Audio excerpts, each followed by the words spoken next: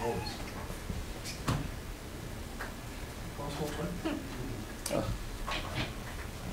Rhonda's chair, I think? Yeah, I was going to say, yeah. There we are.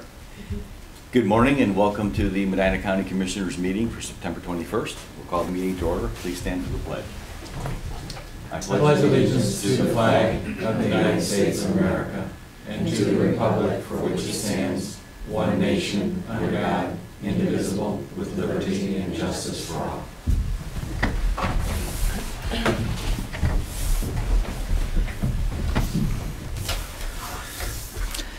In our prayer for the morning, Heavenly Father, we beseech your divine guidance in this meeting. Keep us ever mindful of our obligations. Grant us, dear Lord, wisdom, tolerance, and courage, that we may well serve our county and fulfill our trust. Amen. Amen.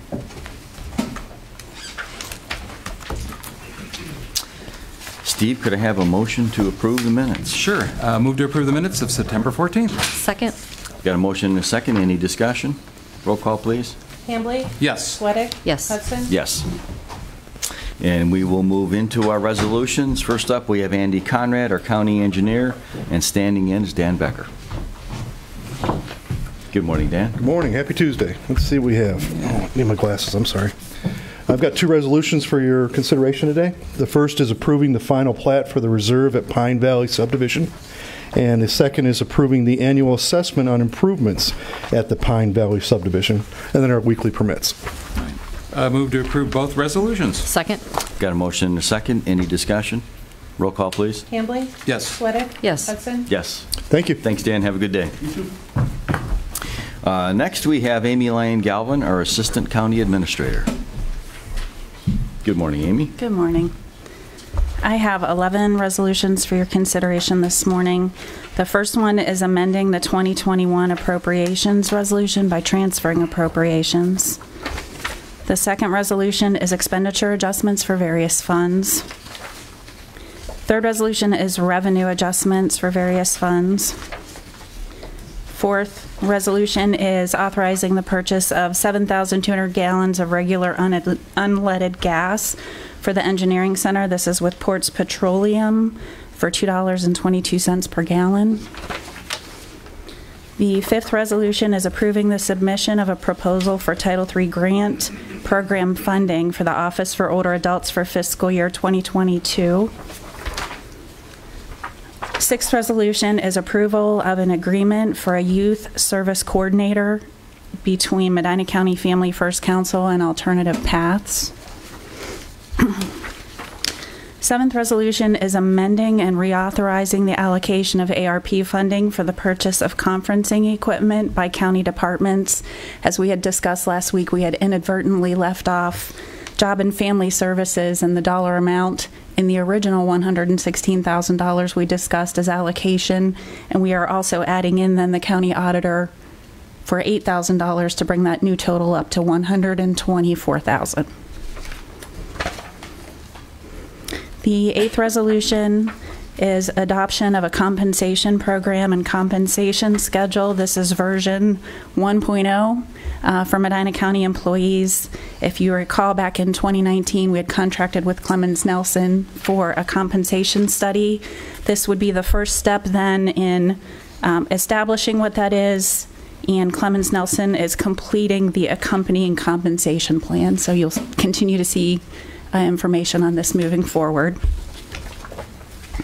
The ninth resolution is authorizing the allocation of ARP funding to compensate county employees unable to work due to isolation or quarantine due to COVID-19. And this includes an exhibit that references what qualifying criteria and the procedure for folks to go through. So we'll communicate that out if adopted today. The 10th resolution is allowing expenses of county officials. And the 11th and final resolution is approval of claims for the week in the amount of $1,568,872.29. Move to approve the 11 resolutions. Second. Got a motion and a second. Any discussion? Yes. We had one of these resolutions involving the compensation of county employees unable to work because of isolation or quarantine orders due to COVID-19. And I think based on some newspaper reporting, and we'd received some correspondence as well as some discussions with individuals, I think there was a misunderstanding as to what this is all about. And if you look at the Ohio Revised Code, and certainly even the newly one under Senate Bill 22, which the governor vetoed and the House and Senate overturned it, that very clearly that when you are tested positive for COVID as a member, you will receive a letter from the Department of Health indicating that you and members of your household ought to be isolated and quarantining and follow certain requirements. Part of our policy here is to make sure that we're creating a separate pot of money for individuals that have sick time due to them, and obviously they can use that if they are so under those orders. But if they have insufficient time, this pot of money, which is the ARP money, can be used for those purposes.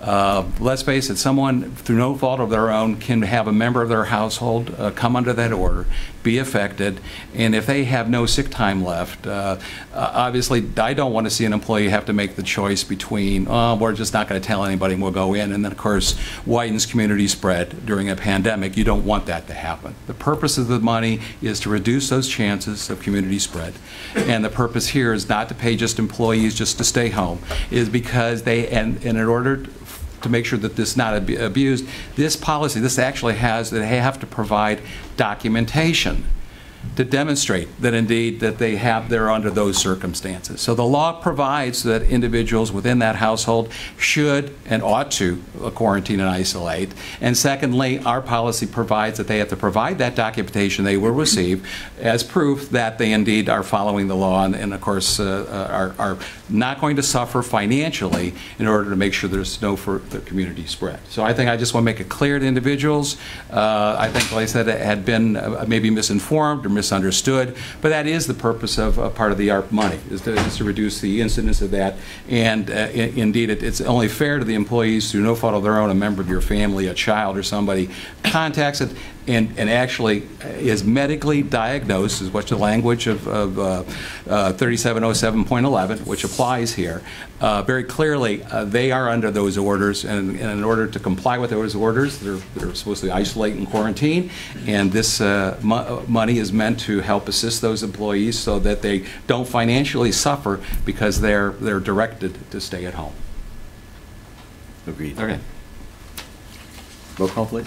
Hambley? Yes. Sweattick? Yes. Hudson? Yes. Thank you. Thanks, Amy. Thank you. Next up, we have Holly Murin, our Human Resources Director. Good morning, Holly. Good morning. On our personal changes resolution today, we have 2 new hires at Job and Family Services. There are 5 rate increases, 2 in sanitary, 1 at Office for Older Adults, and 2 at Job and Family Services. 1 fund change in sanitary, 1 leave of absence extension in county home, a military leave of absence in sanitary, and 2 resignations in sanitary. Move to approve. Second. Got a motion and a second. Any discussion? Roll call, please. Hambley? Yes. Sweattick? Yes. Hudson? Yes. Thank Thanks, you. Holly. Thank you. Next, we have Jeremy Cinco, our sanitary engineer. Good morning, Jeremy. 2 resolutions for consideration today. The first is amending the agreement with GPD Group for professional design services to include a wetland delineation and permitting. This is for the property located on Substation Road south of Center for our new proposed tower over there. And the second is authorizing the sanitary engineer to enter into agreement with Davie Resource Group for professional design services for a riverbank repair and stabilization project. Move to approve. Second. Got a motion and a second. Any discussion? Roll call, please. Hambley? Yes. Sweattick? Yes. Hudson? Yes. Thanks, Jeremy. Thanks. Jeremy, when is the study going to be done for the bank stabilization? Hopefully soon. Yes. We're hoping to work quickly on that one. So Okay. I think we're working on getting the permitting done, ecological study, site survey, and soil borings. I'm assuming that all happen in the next couple weeks. They're already figuring out how they're going to get their soil boring equipment to the location. So Got it. Okay, thank you. Thanks. So we will move into our department updates. First, we have Richard Nelson, our Chief Building Official. Good morning, everybody. Good morning, Richard.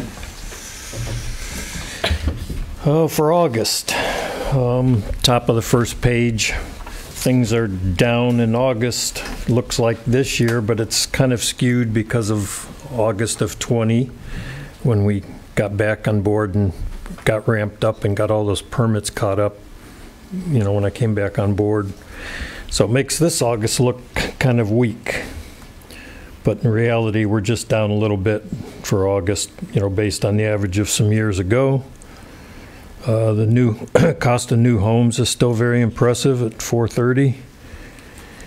And to satisfy your curiosity, we did the division to see what the average square feet for new homes is, and it's right around 5,800. The average? Yeah, but the way we the way we do our homes is that's every square foot they're building. Right. Garage, Garage. deck, basement, porch, birdhouse. Pretty much we include all the square footage. So it's still pretty. It's pretty impressive at 5,800. But in reality, they're a modest 4,000 to 4,500. Yeah. Wow. Yeah, so down at the lower part of the page, it does show August of 21 looking pretty weak compared to last year. But our new homes year to date are at about 255, so we're on par to do, the average, to be right on average with our new home starts, probably around 400. Second page again shows this August down compared to last August. Third page tells a better story. Our year-to-date receipts is still good, still up a couple percent. And the final pages of the township numbers. So other things going on. We have started a new building inspector because of the one that left us, and we were able to start a new one. So we're still in pretty good shape with our inspectors, and everything's going quite well. And I can entertain any questions you might have on our summary of changes to the resolutions, to our regulations, if you want to bring that up at all. Or So you're anticipating a change in the overall building regulations? Yeah, we had some minor changes. Don't know if you want to discuss that. You redlined them very nice. It was nice and easy to read. Welcome. So I don't know if you wanted to discuss that now or at a later session. You want to just give us some highlights? Sure. The main thing is the plan review fee for larger, more difficult buildings. Our plan review fee schedule it just didn't include enough money to do a plan review for the schools, the larger school projects, a brand new school. Mm-hmm. That's a big involved set of plans, and we didn't have near enough money allotted for the plan review fee, even though we had a method of catching up, but it involved having to kind of invoice them after the fact, which is kind of difficult. But so that's the main thing, that we're adjusting that fee schedule for those tougher big projects. And the other thing was to actually reduce a fee for mechanical permits when they're doing mechanical replacement projects on condominium type properties where a homeowner or owner of a condominium is paying a commercial fee for a new furnace just because they're in a building that's more than 4 units, or 4 or more units causes it to be a commercial project. And that's how we've always done it, but it's penalizing them for something that's just a simple furnace replacement. So as long as it's in our regulations that we can use the commercial or the residential fee schedule for those type projects, that'll give them a break. Mm-hmm. That's the major changes. to the thing actually, and so I feel it's really not so much an increase, but we are giving and taking on different ends of the. Yeah. I have heard from a few folks in the community about the commercial charges for what effectively is a residential furnace. That's true. You had that discussion with somebody just several months ago. Yeah, right. Yeah. So it'll be a good thing, and if we can get that going by the first of the year, that'd be great. Excellent. That'd be good. Very good. Thank you, Richard. Thank you. Next, we have Christina Fazio, our EMA Director.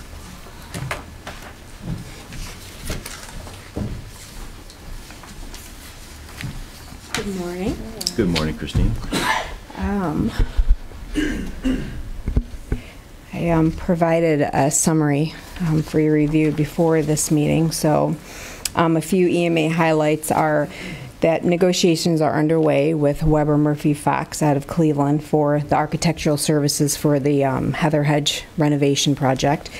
So we are going back and forth with they submitted I think it's a letter of recommendation outlining what their deliverables are. So we're going to go back and forth with saying that 10% is a little high, that kind of stuff. Emergency management, we're hosting a FEMA course at Medina City Station 1 Wednesday and Thursday. Mass Fatalities Incident Response course provided by Ohio EMA.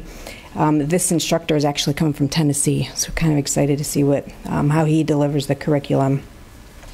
The course was full as of last week. We limited it to 20 because of the size of the venue, but we actually had some people on a waiting list, so we opened it up to 25. That's a pretty large class given COVID circumstances.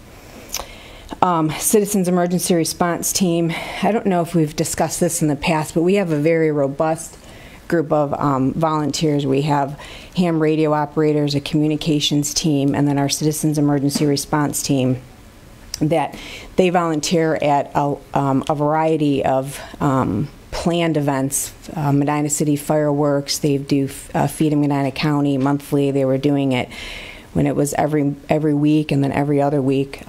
Very, very dedicated folks. So Westfield is looking to have a core group of CERT members just for their use, but they would end up they'd actually be part of the overall county team. So if anybody's interested in being a member, you can go to our website, which is medinacountyema.org, read on that volunteerism opportunity, and then call the office if anybody has interest in that. We continue to plan for our full-scale exercise. It's being paid for out of 2019 Homeland Security funds. Family Assistance Center is an all-day training that's going to be held at Heartland Community Church. We're grateful for them opening the venue for us. We actually met with them on Thursday evening, took a little tour of the venue to make sure that it's suitable for a large group of people. We opened it up to Northeast Ohio and it'll probably end up opening it statewide. So we're hoping that we get at least probably 100 people, if not more people, to come to that October 15th Family Assistance Center training. And then on October 16th is the actual first responder exercise. It's going to be held at Lodi Outlet Mall and at Friendsville Sand and Gravel. So there's actually two locations going on. At the same time, it's going to be a little bit of a chaotic exercise, but that's the point of the exercise, that you kind of test your capability. So hopefully through our Facebook page, we get awareness out for residents and businesses that they know that there's an exercise going on the 16th. We don't cause anybody concern, but we'll do our best to make sure that we get notification out to the public well in advance. And then, as usual, we provided a summary year-to-date. Actually, it's year-to-date as of, I think, last Thursday, of calls. I think that we added one fire investigation call. So that is that list.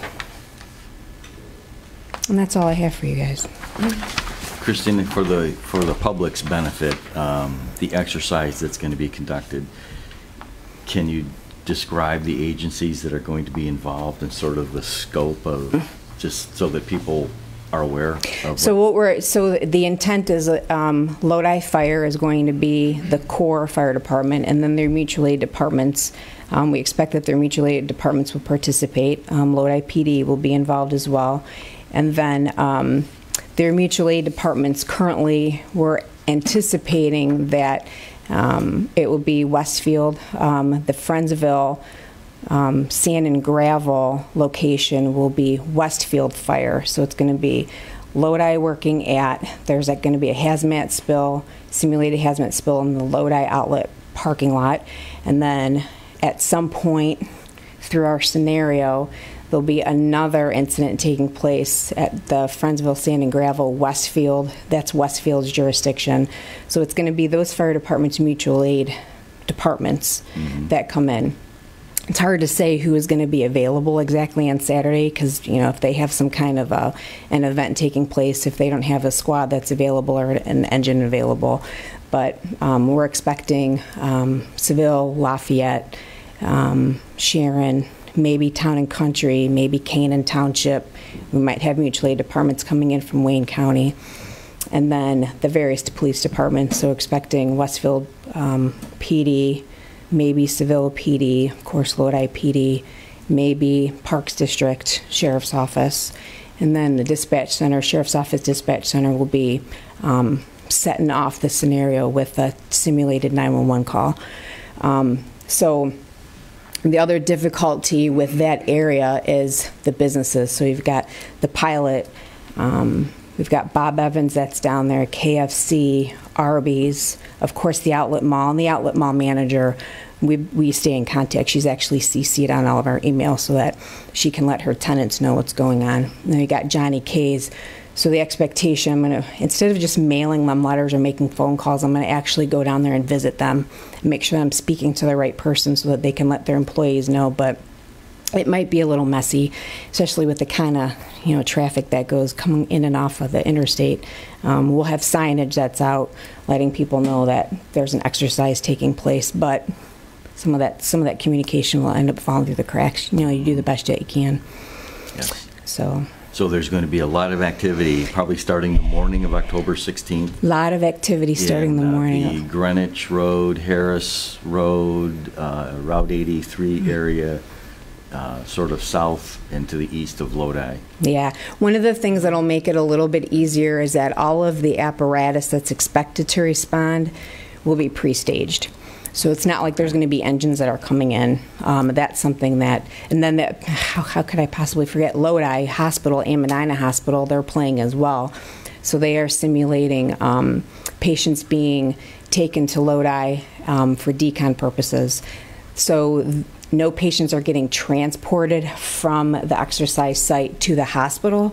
So even the patients at Lodi Hospital are going to be pre-staged so that you don't have all that extra traffic on the road. That, you know, because that causes concern for folks. So as much as the apparatus as possible would be pre-staged to prevent, you know, road congestion and people being concerned. So what are the hours of the exercise? 8 to noon, around that time. So they'll end up seeing, people end up seeing apparatus pre-stage probably around 7:30. And then depending on how the exercise goes, the expectation, sometimes they end early. But noon. But the Saturday morning, people can expect to see a lot of activity. Emergency vehicle activity. Right, and then at the same time, we've never tested because you don't want to cause concern for residents, but we have, we pay for, and I can't say reverse notification because that's a trademark name, but that's essentially what it is. So we have an emergency alerting system. WENS is the name of the system, and that's also on the MedinaCountyEMA.org website. People can sign up for that. We expect to test that. So that's part of why I want to make sure that we get as many people in the loop of what's going on. We're going to send out a test page to all of the residents and or businesses that are signed into WENS to let them know, just for testing purposes, see how many people we reach. Again, we've never done that. So that'll be something that ends up coming out of Mobile Command. Our Mobile Command alternate EOC will be at the location. So public information and warning is going to be one of the objectives that we test. So we'll see how that goes. That might be messy too. So what time do you expect that notification to go out? I don't know.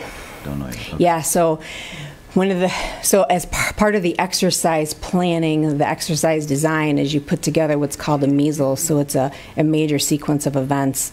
So it's something that we're still in the midst of putting together. Okay. Yeah. But the folks that are signed up will get some kind of a notification that this is an exercise. Yeah, this is an exercise, not an emergency. We're just testing the alerting system, something like that. Yeah. But we haven't created the language yet. Okay. All right. So, very good. Thank okay. you. Thank you.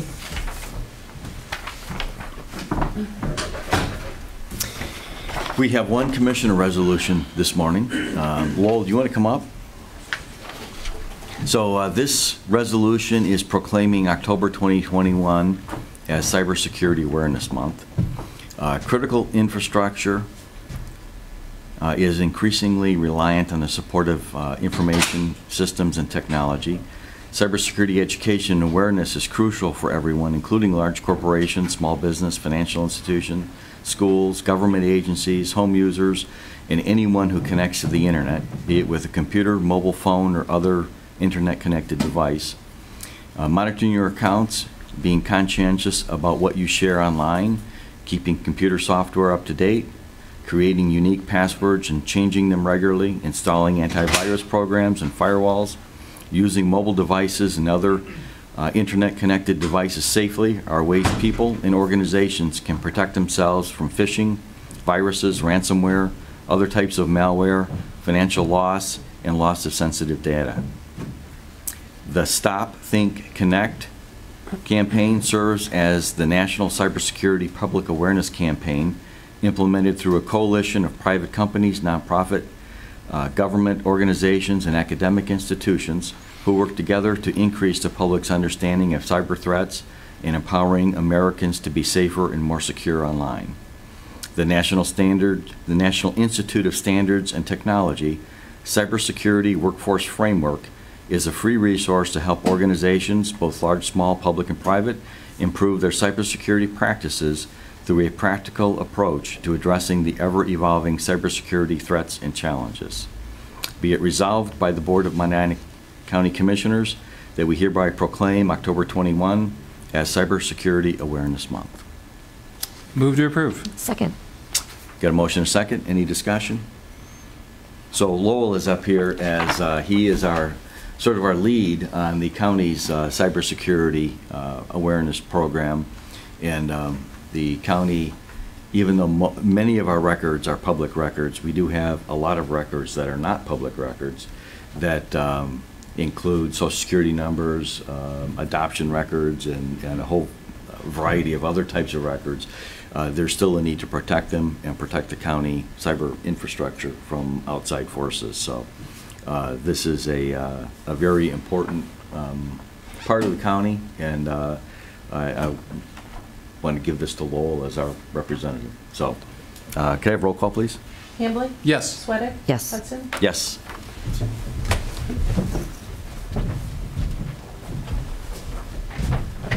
You're on the front side. You are, Lowell. Thank you, sir. Thank you. We'll get a picture. Where do you want me Right there. Yeah, right there is good. to? Okay. Okay. Very good.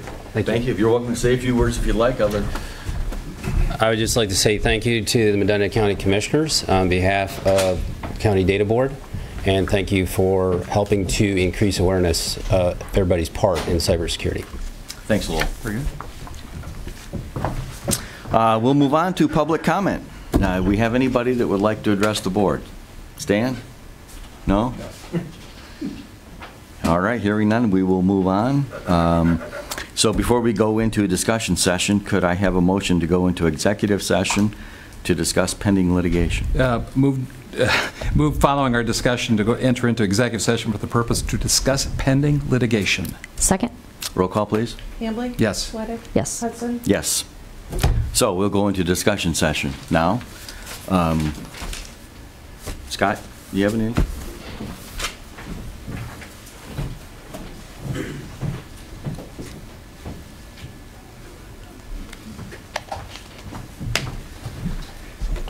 Yeah. Excuse me. Just a couple things. I want to let you know that next week, as you know, the courthouse is moving forward. They've started placing the cement block. They're on the elevator shafts and the stairwells, so they're making good progress. The next step that I think we have to do is we need to get a firm in to assist with the planning of the moves. Because as you know, once the courthouse is completed, we'll need to move the courts out of the 69 building into the new building. We'll need to move the domestic relations court out of the 1841 into the 1969 building so that they can renovate the 1841. And then we'll have to move them back into the 1841 courthouse. And then we'll have to empty out the 1969 courthouse so the city can start renovating that. So there's a lot of moving parts, a lot of timing issues. So next week I plan to present a resolution requesting proposals for move consultants. I know that Gilbane has a company that does that, Staples has a company that does that, and I've talked to 2 other companies that are interested in providing those services. So that'll be coming next week. In addition, I briefly mentioned, I think, to each of you that we have the intent of retiring some debt early. It'll save us about $250,000 over the next 7 years in interest. It'll also basically eliminate our the debt payments that we're going for this debt that we're retiring will then be used for the courthouse debt. So our current courthouse debt payment is about $1.4 million. We only really have to come up with $1 million, which we have. So not only is it saving us money, but it's also going to reduce really our debt service needs. The other thing I wanted to talk about briefly is the war bond building. I know that is on the agenda to talk about.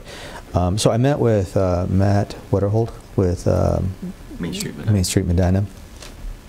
And they're going to, Matt checked and he's got a company to donate the materials for the cement pad, and they'll do the cement pad for us. He's also looking, I think we have individuals that will come in and they will fix up the building so that when it's placed on the property, it'll be pristine. In addition, I think we've got the movers in place also. So the county's responsibilities are really providing the space, which I'm going to recommend that we do put it over where the community garden is. They're close to the sidewalk. And then on a go-forward basis, the county will have to mow the lot, which we do already. We do already. Right? Yeah. And then any upkeep. So if it needs painted or if wood rots and we need to replace it, we'll have to do that on an ongoing basis. So my recommendation is we go ahead, and if I have your permission, I'll give Matt a call this morning, and we can go ahead and get that moving. I'm fine. I think Matt also indicated in his correspondence about potential in the future, I guess moving forward to maybe identifying it as a place of historical significance or historic registry, and obviously since it's on our property, we'll have to, we're taking the obligation to go ahead and agree with that. And I think that's a good step, seeing as those were originally designed as temporary buildings, so that means there's not a whole lot of them around. So at this point, I think it's kind of nice to preserve that little part of history where everybody's united in the war effort, and I think it's a good place. Yeah, it's actually very unique to have that building still in existence. Yeah. Oh, indeed. Yeah. So we're good. Okay. Good. Okay. That's all set? Yep. All right. Thanks, Scott. Bill, can I just ask a question while Scott's up? Sure, sure. Just last night when I came out of my office about 8:30, the road was closed, and we got no notice of it. The road was closed in front of my office, and they were bringing out concrete things to close it both ways. Somebody did come over, and then they waved me to go the opposite way from the one-way parking. I mean, from the one-way street, the opposite way, and that was fine. I don't mind.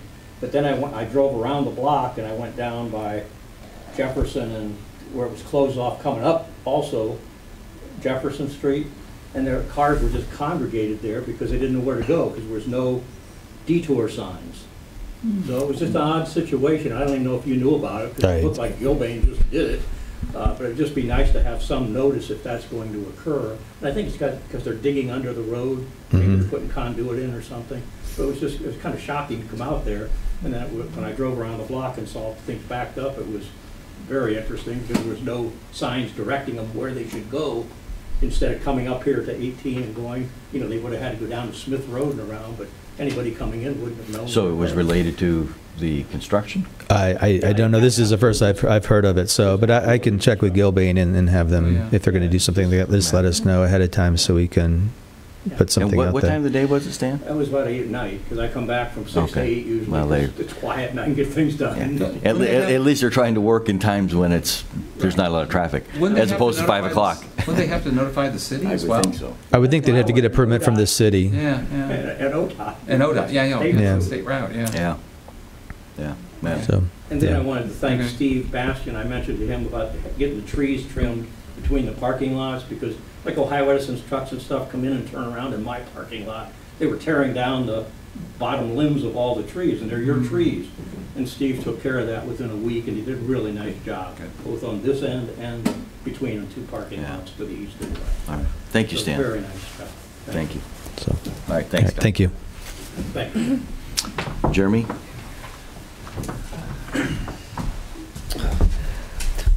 I just had one thing. Just want to kind of discuss a little bit about that riverbank project that we were working on. It's over by Columbia Road, just south of Center. There's we have a 54-inch trunk sewer over there, and the embankment or the riverbank is starting to sheared off, and it's starting to erode away from the river. So we are working quickly with Davie Resources and a contractor to kind of get this taken care of sooner than later. I just did get a quote from the engineer, just under $42,000 to engineer the riverbank repair and stabilization, and then I'm going to work with the contractor to get a quote on what that cost is going to be. So as soon as I get that, I'll let you know. But I'll probably have a resolution next week to move forward with the engineering plans. Okay, good. So that's about. Jeremy, are there, so it's just so folks know, that the river is moving and eroding out Correct. the land next to the 54-inch sewer main that goes Correct. to Liverpool, correct? That is correct. We're estimating that it carries about 4 to 6 million gallons a day, and it runs parallel to this river. One of the property owners. So it would be a significant event. If Yeah, exactly. the line were to fail. So we want to get on this sooner than later. So the property owners at 1442 have been great to work with.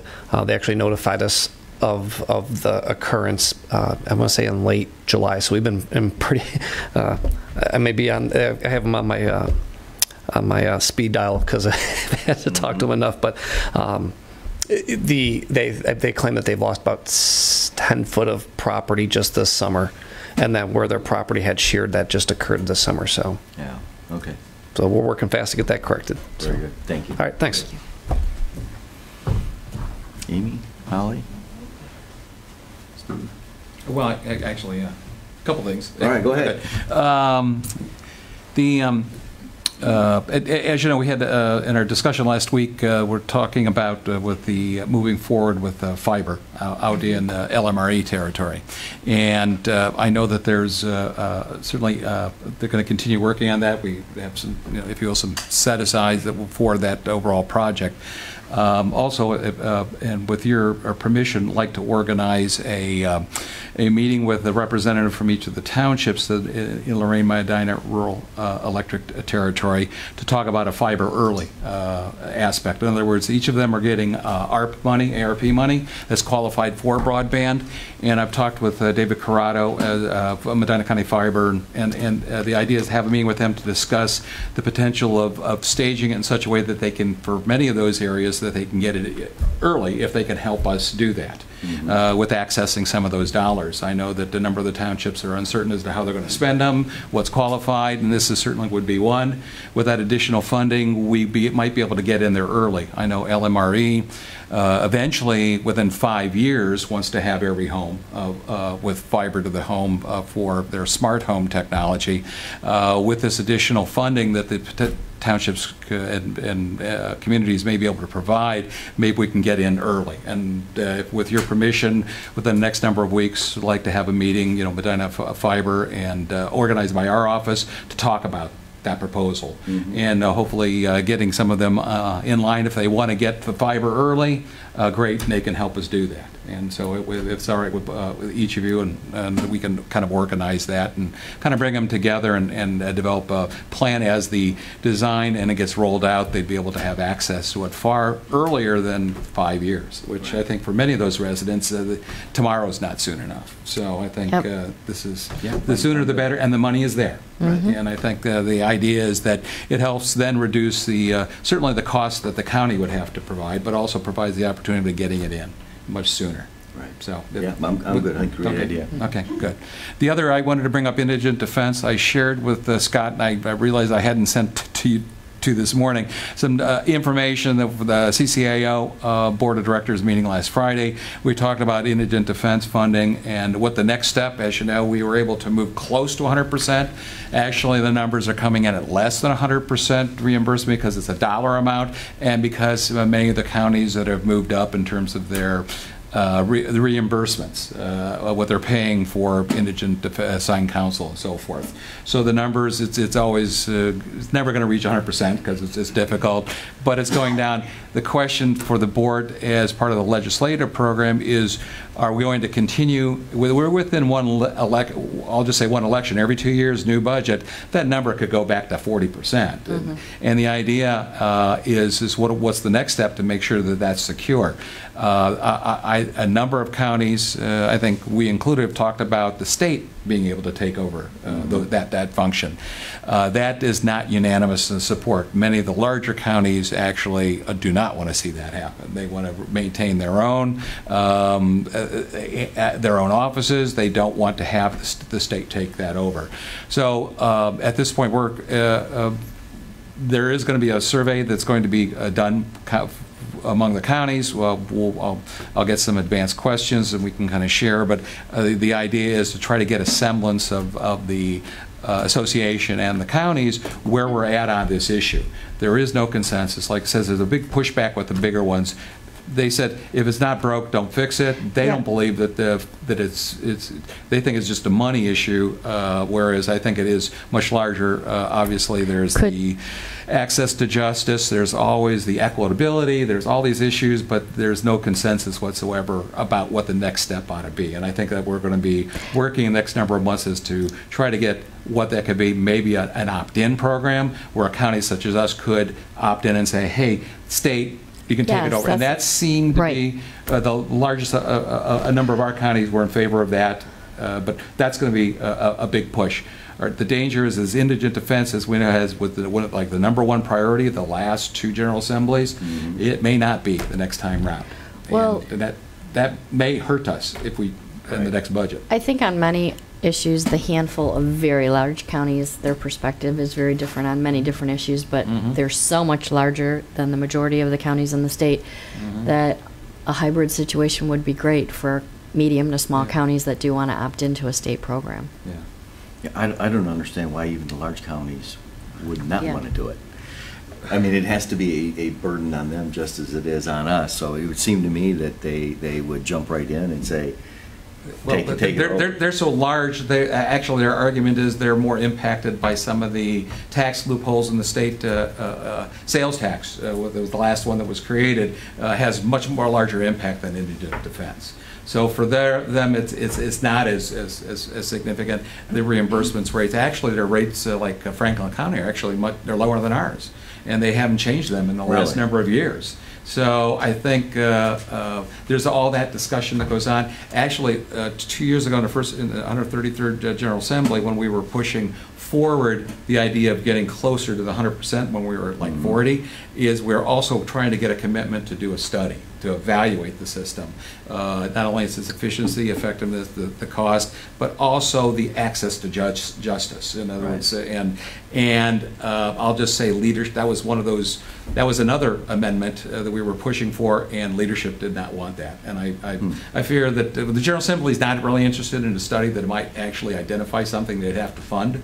So, but I think that may be what we ought to be pushing for too. That, in other words, that they ought to be evaluating it and see what is the best. And I would agree with you. A hybrid system would be, I think, the best way to address those issues, just because of how the delivery system. Because as we know, it's just not the state involvement, the county involvement, county commissioners, but it's up to the judges and the attorneys. They have the greatest impact on really access to justice and equity and so forth when it comes down to it. It's just not what rates we set. It's also our local bar, our local attorneys, as well as how the judges use the system. Well, none of that's going to change. I mean, that's exactly right. That's not what we control. So whether the state controls the public defender's office and provides the defense, or we do, the judges and the local bar isn't going to be affected. So right.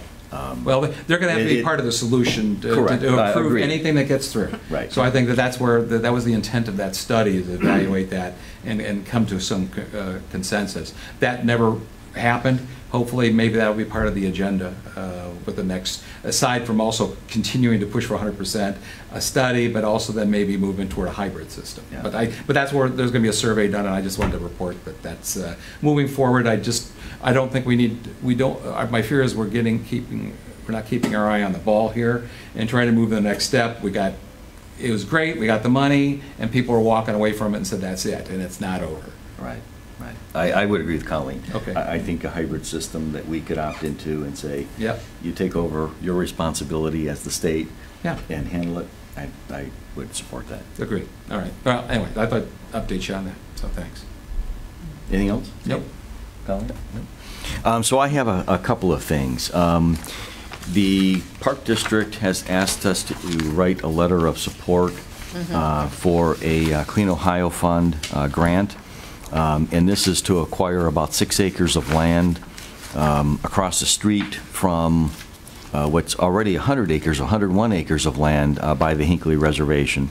And this is in cooperation with the Cleveland Metro Park. So Nate Epping, Park Director, was not able to be here today, so I just wanted to tee this up and see if you all would sign a letter in support of it. Absolutely. Sure. Oh, yeah. They tried the last time, too, I understood, last round of funding, and hopefully this will do the trick. And then, secondly, we last year live streamed our budget hearings. And Rhonda ran me a report, and there's really a very limited number of views, averaging 60 for 30 or 40 different hearings that we held. And I just wanted to bring it up and see if we wanted to live stream them again this year, because if we do, we have to have someone from Medina TV come in, and it would be rather costly to devote the resources to it. So I would suggest that we not live stream the budget hearings this year. I would agree. They're already open. Anyone could come if they would like. Right. And we published the schedule if they want to come in. Right. Yeah, well, because of COVID and so forth, couldn't come in live. We had limitations for the number of people in the room last year. That's true. Right. Yes. Okay. I'm fine with that. Okay. We're good with that. And then lastly, Rhonda has suggested that we change some of our hiring practices, and I'm hoping Holly and Rhonda can speak to this. We require a diploma or GED for many of our positions, and the option is to relax that requirement and then offer a benefit to an employee, prospective employee, that would allow us to hire them without a high school diploma or GED, and then give them an incentive to work toward that. So I just wanted to bring that up and see if either of you were amenable to such a change. I'm absolutely. I mean, we have workforce issues in numbers, and we have many turnover in many departments, and we need some people. And if there's a pool of people out there that I'm sure are very worthy workers, I would like to take a look at that. Yeah, I talked with Rhonda earlier about it. I think it'd be helpful to also identify what those resources are and what that help might entail. Not only in terms of, I know the exams are offered for free, like there are classes, but I also know that I think thought through private learning, they end up even individual tutoring for that. And I think that as long as we have we can connect them to those resources and assist them that way. And I agree totally. Holly, or you want to make any comments about it? No, I think it's a great opportunity. Okay. Yeah. All right. So something we want to move forward with? Yes. Sure. Very good. That's all I have, and we are going to go into executive session now, and we'll return and adjourn from regular session.